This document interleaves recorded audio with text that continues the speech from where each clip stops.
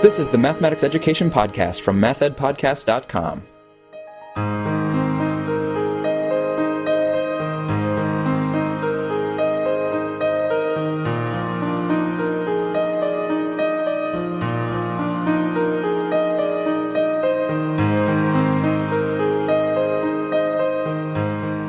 Welcome to the Math Ed Podcast, and thank you for listening. My name is Sam Otten from the University of Missouri, and this special episode is going to take us out to San Antonio, Texas, to the annual meeting of the American Educational Research Association.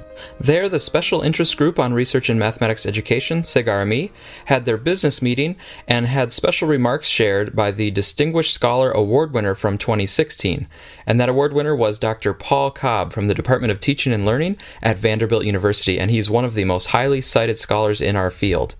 Dr. Cobb gave remarks on the topic of what does it take to support improvements in the quality of mathematics teaching on a large scale. And we are lucky enough to listen into those remarks because they were captured for us by Janine Remillard. So thanks, Janine. And so next up, you'll hear Dr. Cobb talking about that question, what does it take to support improvements in the quality of mathematics teaching on a large scale? And what I'm going to talk about tonight, a kind of pompous title, right? And you're not actually going to get the answer. This is the question we've been struggling to address for the past 10 years or so. And so I want to sort of give an overview of that. But in many ways, as it usually is, there's a whole raft of people behind this work, and I will try and make that clear. But I'm kind of the front man. It's very nice to get an award, but understand there's a lot of other people involved in this as well who deserve a lot of the credit. So what I want to do is explain how we went about addressing this question, and then just give you a flavour for some of the things that have come out of this work, some of the findings. So that's the idea. So how did we go about it? Well, we worked by establishing long-term partnerships, researcher-practitioner partnerships in the true sense of the word, initially with 4 large urban districts for 4 years, 2007 through 2011, and as part of that work, we gave them targeted analyses to inform the revision of their instructional improvement strategies. Then we continued on with 2 of the districts, and this was our choice because we wanted to work with them even more closely. In addition to doing those analyses, we also wanted to investigate some of our conjectures around coaching and around school leadership in particular by co-designing and co-leading professional development for coaches and principals. So that was a sort of broader context in which we did this work. And this is back in the day now, because this went for 10 years, just finishing up. I can see my colleague Aaron laughing. We're recruiting these districts in 2005 and 2006. So this was right in the teeth of No Child Left Behind for urban districts. And we specifically were able to recruit at that time 4 districts, obviously not in our home state, we had to travel. But they were rather courageous people. They had many of the issues and opportunities typical of urban districts, but they were atypical in a couple of respects. They were aiming far higher than the then low-level state tests. The reason was, as they told us very explicitly, if kids do well on those tests, they probably won't get into college, and if they do get in, they probably won't do very well when they're there. So we've got to aim a lot higher. They were focusing and investing in supporting teachers to improve the quality of their instruction. And they also understood that just focusing on teachers' learning wasn't going to be enough. And so they were also thinking about how they could support principals in becoming more effective instructional leaders. The reason why we wanted to work with such districts is so we could forge a common agenda with them. So it could be a genuine partnership. So we worked to do research with rather than just on the districts. The idea in the context of these partnerships, what we were trying to do was to develop a theory of action for instruction improvement at scale, where a theory of action comprises a set of policies or strategies for supporting teachers, but also others learning, including district leaders as it so happens, together with a rationale for why it's reasonable to expect those strategies to pay off, to be effective. So that's what we tried to do. Tom Smith and I, when we first started out, he's shrugging and looks at the floor, read literature in math education. Tom's background, I should say, is in policy and leadership, and we were attempting to bridge between those 2 areas. So we read extensively, and to develop some initial conjectures, to put some ideas up there of possible strategies that we could then work from, disprove or whatever. The only thing I want to say is they're pretty broad focus, extending all the way from curriculum and so forth out to district leadership. So we're taking a very broad perspective on the system. Looking back, a lot of the ideas weren't completely wrong-headed, but they were very vague, they were very general, they were very abstract and not particularly useful. So part of one way to think about what we've been doing is trying to claw our way up to the level of concrete practice. And that's been a hard slog. And then in working with the districts, we were going to test, revise and elaborate these conjectures, and it can provide that sort of context. And so now I want to talk about how we work with the districts to do that, to test and revise our conjectures, while also hopefully adding value to their instructional improvement efforts. So, when we started with the districts, and this is when we had 4 districts beginning, we said to the district leaders, we don't just want to tell stories about a few schools. We want to give you feedback on a set number of schools that will be representative of all of your schools. And I should stress we work just on middle schools.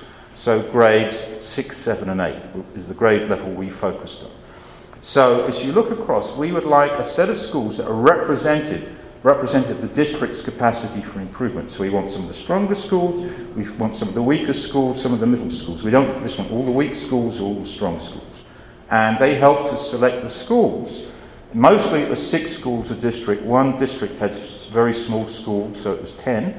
And then we recruited, as randomly as was possible, 30 teachers approximately in each district, 120 teachers, and then also the coaches, school leaders responsible for math, principal and sometimes an assistant principal, and district leaders across 5 units that have a stake in what goes on in math classrooms. So it's 50 folks per district, 200 altogether. When we went down to 2 districts, we doubled the number of schools and the number of teachers and so forth. So it was still 200 folks, but now 100 in each of 2 districts. And what we did each year to try and add value was go through this cycle in each district each year. So in October of each year, we go to the districts, and our goal was to understand what were the district's current improvement strategies. And we interviewed approximately 10 district leaders in curriculum instruction, including math and in leadership. And we boiled that down and wrote it up in a document, just 3 or 4 single-spaced pages. And we say, here's what we heard as the first plank or the first strategy, the second, the third. Try and get it down to 3 or 4. And we'd send it to them and say, did we get this right? It was important we get agreement on this, because this was going to be the basis for everything we did as we worked with the districts that school year.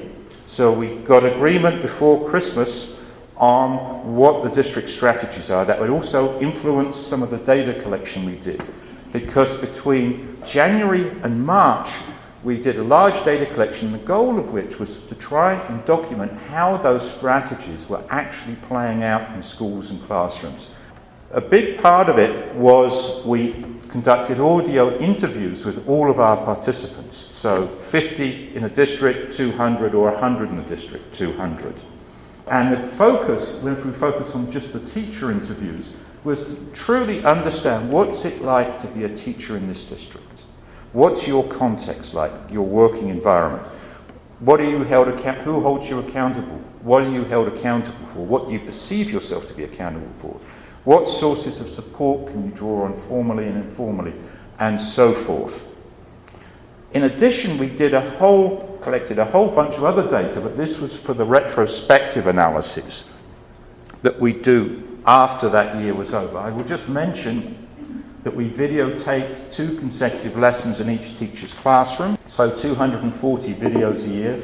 The coaches and the teachers took the mathematical knowledge for teaching assessment, video recordings of professional development, audio, and then this is Lanny's part, video recordings of teacher collaborative time, which was critical, online assessments of teachers' networks, and that was all the math teachers in the participating schools. And finally, we had access to the student achievement data. The districts would supply that to us, obviously, just by class, not by student, so de-identified. So that was for the retrospective analysis. For the cycle each year, we focused primarily on the interviews. And then between February and May, we did an initial analysis of those 200 interviews. And we were attempting to sort of synthesize and boil it down to identify gaps, if you like, between what the districts hoped would happen and what was actually happening, and also explain why. And I'm not going to get into how we did that, but we came up with a little framework we called the Learning Design Framework to support us in doing that. And when we developed a detailed report, it was built on that initial document of these are the strategies this year. And we say, here's plank one. Here's how it was actually playing out. Here's why it was playing out, or why we think it was. And then make very specific, actionable recommendations for how the districts might revise that strategy to make it more effective. And these would be about 15 pages single-spaced. And we'd send that back, and then in May, we would meet with district leaders to talk through the findings and the recommendations in about a 2-hour meeting. By the end, these meetings became sort of pretty major events for the districts. The reason why we had to do it by May is because districts make plans for the following school year over the summer. So we had to get in there at the end of the previous school year ahead of that. So that's the sort of basic way of working. When we went back the following October and asked, what are your strategies this year, we could then check on to what extent the districts were picking up on our recommendations. And my colleague Aaron Hendrick has actually gone back and done an analysis to find out what was going on there. It turns out, if you pool it across all districts all years, they were picked up and attempted to implement 67% of our recommendations. Obviously, there was variation between districts and across years and so on. And she has also got, I think, some interesting conjectures about what it was that influenced whether a particular type of conjecture got picked up or not. So if you think about what we were doing, we were attempting to do design studies, but at the level of the district rather than at the level of a classroom or a teacher group or something like that. So each of those sort of squiggle things is an annual cycle. So if we look at District A in the first year, we do our cycle and have to sort of do the analyses. The recommendations we make at the end are influenced by the current iteration of our theory of action. But when you're doing this kind of work, you're in a very concrete situation. You have to take account of current district capacity. That concentrates the mind wonderfully when you have to come up with actionable recommendations. That's a context for our learning. At that time, initially, very context-specific. But then something we figure out there might also be relevant to the feedback we give District B, depending on what their concerns and issues are. Once the dust settles at the end of that round in May or June, we step back and look at what we've learned and to what extent does this have implications for, in fact, revising the theory of action. So as it goes with design research, this is very much a bootstrapping methodology. Well, let me just acknowledge all the people involved. I already mentioned most of the principals, Aaron, who was the project manager. And the amazing thing is, I mentioned all the data we collected. We basically had 100% success in all aspects of data collection in every year. And she's the person who made it happen. Lanny, who has been working with us for the last 5 years as part of this effort, focusing very specifically on teacher collaborative time. I'm not going to talk about those findings today, but very, I think, interesting stuff. Tom Smith, I mentioned. Kara Jackson, who was initially a postdoc for the first 5 years and then became a PI in the second 5 years. Ken Frank, who focuses on teachers' informal networks. And then a whole bunch of postdocs and doctoral students, most of whom have gone over the wall, a few of whom are here tonight, and are now having a much more rewarding life, they tell me. So that's the cast of characters. So what does this, quote, theory of action, all sounds very grand, doesn't it, look like? The core of it is called coherent instructional system, with a big nod to Tony Bright and Fred Newman. In the center, the little blue circle, the driver of the whole thing, are the goals for students' mathematical learning. And in this group, I think I can just say we're talking here obviously about very ambitious goals, conceptual understanding, problem solving, generalizing, and so on and so forth. Rigorous goals, and then a vision of what counts as high quality math instruction that can be empirically justified in terms of supporting students' development or attainment of those goals. And that we take as the core, and then we map out to the other aspects of the coherent instructional system. So curriculum and assessments that are aligned with that instructional vision and might even be educative for teachers. And curriculum includes instructional materials, but district curriculum frameworks, state standards and so forth, whatever resources that they use in terms of their planning. At the top, we've come to talk of a teacher learning subsystem. In other words, a system of supports for teachers to improve their instruction. Pull-out PD, teacher collaborative time, mathematics coaching and teacher networks. And pretty early in this work, it became very clear that it was important that these be coordinated as a coherent system of supports. And finally, we've pulled out supplemental supports for currently struggling students. That was not on our scope at all when we initially began working with the district.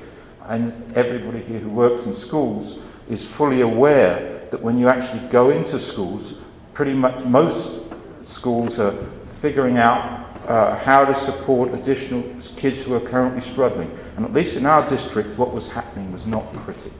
And we saw this as a hugely important issue. People get upset when I say this, but we scanned the literature about 4 years ago, are currently scanning it again, and we're finding next to nothing that's actionable at the district level when you're aiming at ambitious instructional goals. The research base is extremely thin. And so we see that's why we wanted to pull that out and highlight it as a pressing need. And then beyond this, where again I'm trying to emphasize how the piece is critical, we tend to focus on the individual pieces, but also how they fit together or work together in a coherent manner, is the role of school leadership. And we see a primary goal there for school leaders is not to support or work with teachers directly, but to indirectly support their learning by working to stand up such a system at the campus level, by, for example, collaborating with coaches and supporting the work of coaches, which we know really affects how effective coaches are and so forth. And moving out still further, district leaders, and we're going to argue in a minute that we would see a primary goal for district leaders is to support the development of school-level capacity for improvement. Now, what I'm going to do is just focus, as time allows, on just two aspects of this theory of action. I'm going to focus on the part very close to practice, right in the middle, and then I'm going to talk about that for a while, just to give you some idea of the scope, and then talk about, for just a couple of minutes, about our findings as they relate to district instructional leadership. So, first of all, zooming into close to practice. We use the instructional assessment instrument developed by Melissa Boston, Lindsay Claire Matsumura and colleagues at the University of Pittsburgh. When we were looking around for instrument to use about 10 years ago, we chose this one because it seemed to be focusing or trying to assess the quality of student learning opportunities, not merely teacher performance. To what extent was it consistent with NCTM principles and standards or whatever. And the logic of it is it assesses the potential of tasks that teachers has decided to use as they are, quote, on paper, and then looks at how those are actually enacted or implemented in the classroom. I think this was based on the Quasar project, where a finding was that teachers tended to proceduralize high-level tasks. So to what extent does the teacher maintain the level of rigor? What's the quality of the whole class discussion and so forth? And without going into it, here's a simplified version of one of 9 rubrics. This one's for task potential, and you can see it's just a 4-point rubric. At the bottom, just as the task, basically can a student be successful by memorizing facts and rules and so forth, up to the top doing mathematics. The big shift, I think everybody who's used this assessment will tell you, is between a 2 and a 3. 2 is standard, using specified or demonstrated procedures. 3 is using procedures with connections. In other words, it's asking for the rationale for understanding of why particular procedures work. Clearly, not all the way there, but that shift from procedures to connecting procedures to underlying concepts turns out to be pretty significant. So that's how we were coding those videos, and we've ended up coding 1,700 of them, so we've got quite a large database. We also, I mentioned the mathematical knowledge of teaching instruments for coaches and for teachers. We also found it, and we had no intention of doing this when we started, developing some additional measures ourselves. And I want to briefly outline those and some of the findings, because we're interested in the relation between these different types of measures. The first one is the vision of high-quality math instruction. We call it VHQMI, and it really rolls off the tongue after all these years. Chuck Munter is the fellow who developed this and took the major lead. Started this when he was a doctoral student. Basically, it's an interview-based measure. So we asked all of our participants, we do this with district leaders, school leaders, as well as teachers. Suppose you go into a math classroom, you can stay as long as you want. What would you look for to know if it's high-quality instruction? And we probe when they use words that have multiple meanings: problem solving, understanding, concepts, rigor, whatever it is, engagement. And then if they don't bring it up, we have some probe. The first one's around the nature of the task. Well, if it's high-quality instruction, what might a task look like? Could you give me an example of a task if it's high quality? The same for the nature of whole class discussions, both who's doing the talking and what they're talking about. And finally, what's the teacher's role? Often we get facilitator. Well, if the teacher's facilitating well, what will be some of the specific things he or she might be doing? And then this gets formally coded. And we have coders come in, do that, and that strip of all the interviews, and interrelator reliability, and so on and so forth. So this is VHQMI. And some of the findings around that, looking across the years, first 4 years, their visions did improve in the aggregate. Fine. But it also turns out that it appears that improvements in their visions was a leading indicator of improvements in the quality of their instruction. Meaning, in the aggregate, teachers who had relatively sophisticated visions of high-quality instruction in year 1 were more likely to have improved the quality of their instruction by year 4, for those that stayed in our sample. In addition, teachers' visions, and just based on what they say in these interviews, was related when we looked and coded their video-recorded classroom instruction to whether they selected cognitively demanding tasks or not. I should mention 3 of the 4 districts had adopted Connected Math 2, but teachers could opt out, might go on the web and get something else, or might skip the more challenging parts of tasks or whatever. And also whether they maintain the level of challenge of those tasks throughout the lesson. So it appears to be predicting something in terms of whether teachers are likely to improve. And I think this makes sense, particularly the leading indicator. It's very hard to develop a form of practice if you have no idea what it looks like, of what you're working towards. So what we're really saying here is as simple as that. Now, a second measure we developed was Views of Students' Mathematical Capabilities, VSMC. Kara Jackson was the lead person on this. The whole crew was involved, but she headed it up. Again, interview-based, 2 aspects to it. So, diagnostic aspect. Ask the teachers if they've got any students who are currently struggling. And at least when I was doing the interviews, the teachers typically laugh or chuckle and say yes. And so we just try and ask, who are those students? Is it poor students, kids whose first language isn't English? Who is it? And then following up by asking them, the core part of it is, what do they see as the reasons for why those students are currently struggling? And it gets coded on a 5-point scale. One end we label as unproductive, and that basically the teacher would attribute the student's current struggles to inherent limitations of the student or deficits of their family or their community. And the reason why we call that unproductive is something entirely beyond the teacher's locus of control. The teacher perceives it that way.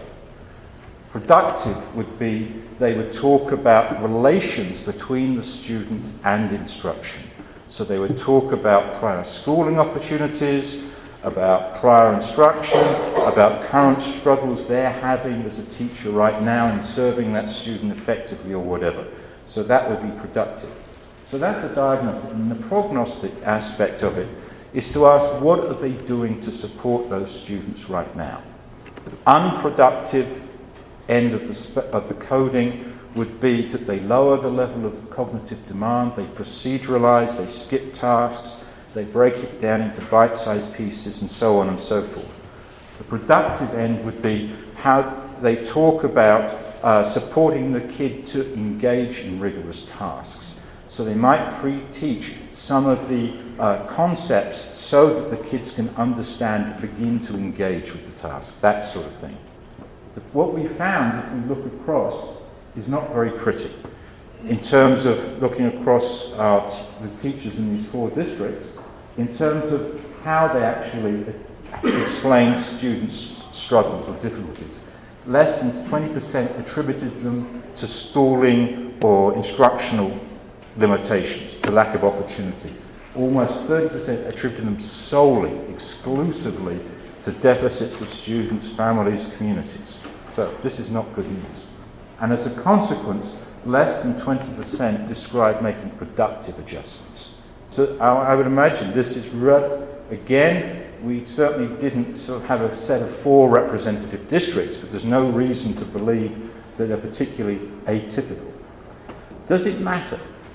Well, even after we control, again this is formally coded, interrelator reliability and so on, after controlling both for MKT and for the HQMI, that division thing, so we factored that out, this measure still indicates that teachers who have productive views of their students' current mathematical capabilities are more likely to maintain the cognitive demand of tasks, they're more likely to conduct higher quality whole class discussions, and I almost want to say sadly, there's an interaction with the racial, ethnic and linguistic compositions of the classes they were teaching. In other words, for us, given the nature of the districts we worked, a low percentage of traditionally underserved students would be 50%. It goes up to well over 90%. As that percentage of students increases, the strength of the relationship between VSMC and the quality of whole class discussions of the maintenance of cognitive demand increases as well. So, as teachers are teaching classes with a higher percentage of students from these groups, it becomes increasingly critical. The development of productive VSMC becomes increasingly critical. In addition, I mentioned before that the HQMI, the vision thing, is a leading indicator of teachers improving their instruction. It turns out it's not enough. In addition, it's also important teachers have developed productive VSMC. Why is that? We can have teachers who can articulate, can explain in a pretty sophisticated manner what high quality, ambitious instruction looks like. But then they say, that's not appropriate for my students.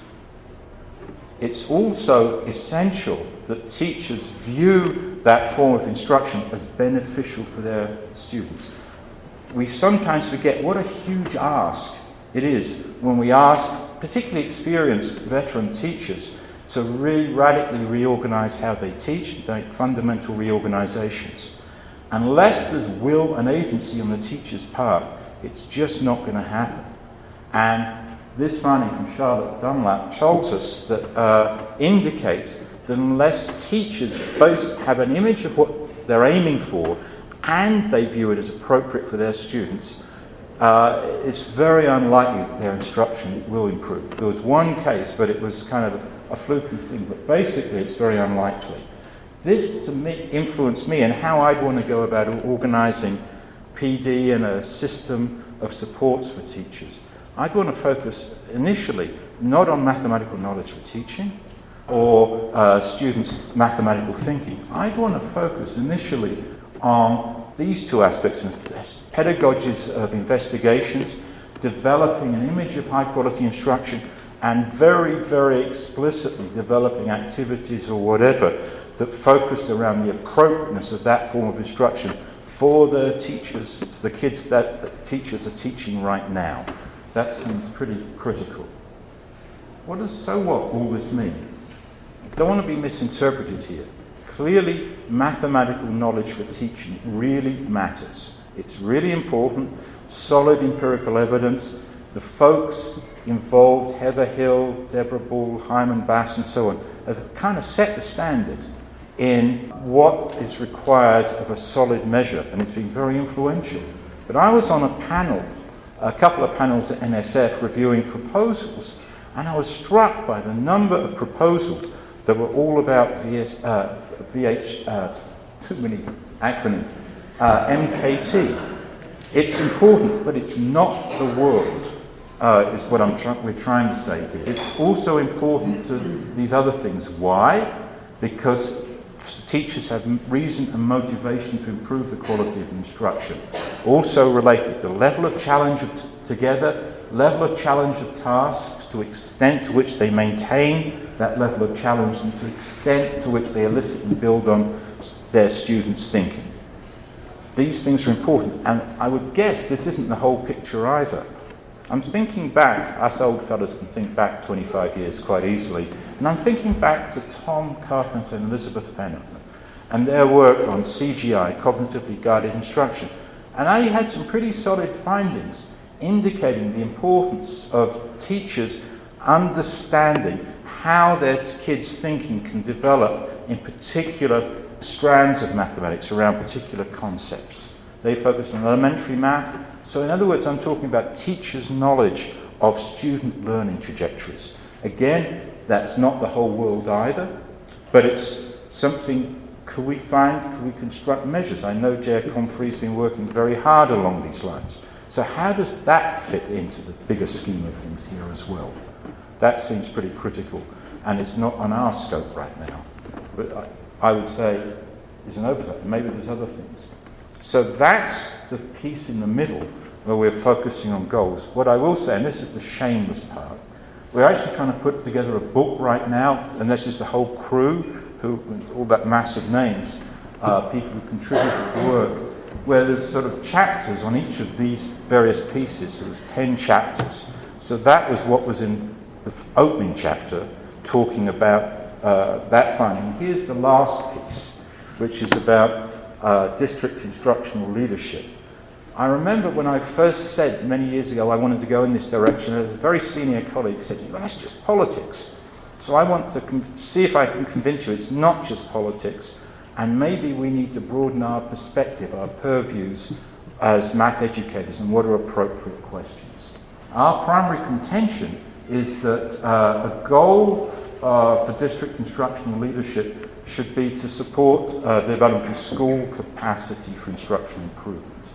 And rather than talking about district leaders as a sort of monolithical group, we find it helpful to differentiate between curriculum instruction within the district central office, which includes the folks in mathematics who are responsible for designing, providing professional development, developing curriculum frameworks, supporting the work of math coaches, and so on and so forth, and the leadership department, who are responsible for hiring, for assigning principals and assistant principals to school buildings, for monitoring, going out to schools, monitoring, working with them, supporting them, and so on and so forth. And then above them, senior district leaders, the superintendent, the chief academic officer, and so on.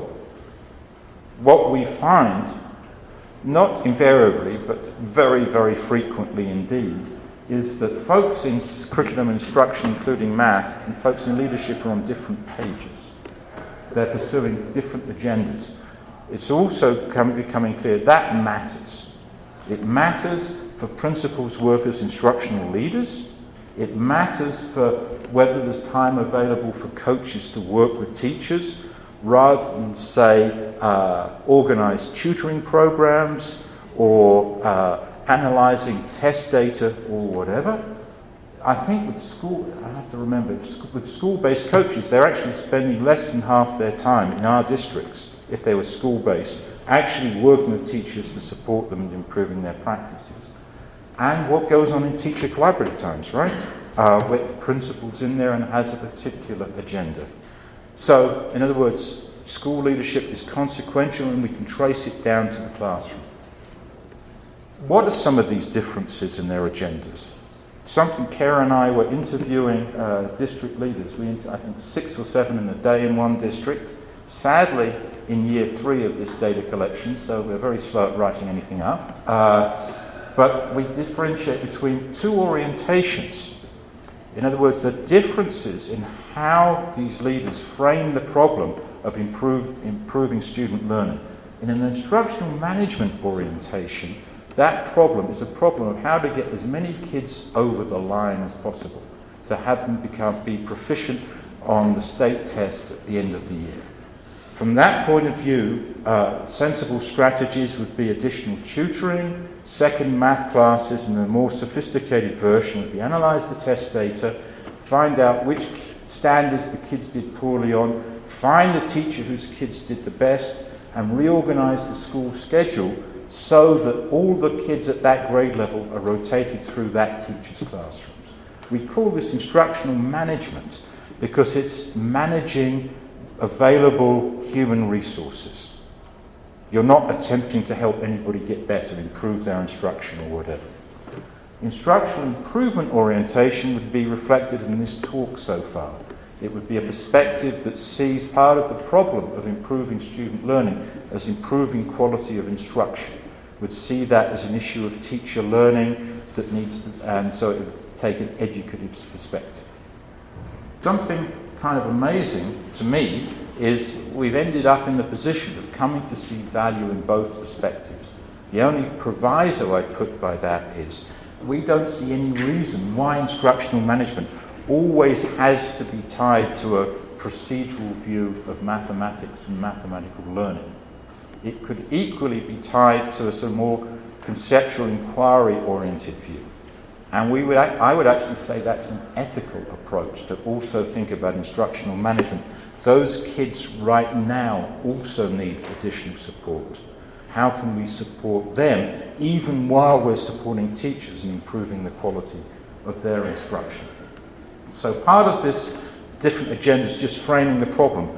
A second part of it is different goals for teachers' learning. What counts as high quality instruction? So if we're going to focus on improving the quality of teachers' instruction, what are we aiming for? Getting on the same page in terms of goals for students and teachers' learning. And the last part would be to approach enabling, if you want, teachers to get there from a learning perspective rather than a compliance perspective. Learning perspective would give a nod there, certainly to Mary Kay Stein and colleagues. Something that came out pretty early when Kara and I were doing all these interviews was a key indicator of whether district leaders took a learning perspective was whether they recognised and capitalised on the expertise of folks in the district who were knowledgeable about teaching and teachers' learning, who had the ability, the capacity to actually support teachers in improving the quality of their instruction. But late-breaking news from Adrian Labi-Sharif, who's here somewhere. Just finished his dissertation. He focused on school leaders rather than district leaders, but it appears there seem to be strong parallels. The good news from his dissertation is that school leaders do not, and district leaders don't need to develop sophisticated images of high-quality mathematics instruction. That's really good news because that's a huge ask if they're not mathematics specialists. Okay? But what Adrian found, he found a group of principals who didn't have particularly sophisticated visions but were working to implement primarily instructional improvement strategies. In each case, that school leader was working very closely with a math specialist or a pretty accomplished math coach. Okay? Sometimes they'd reached out to the district math specialist, sometimes it had worked the other way around. This seems to be critical, so this is slightly speculative.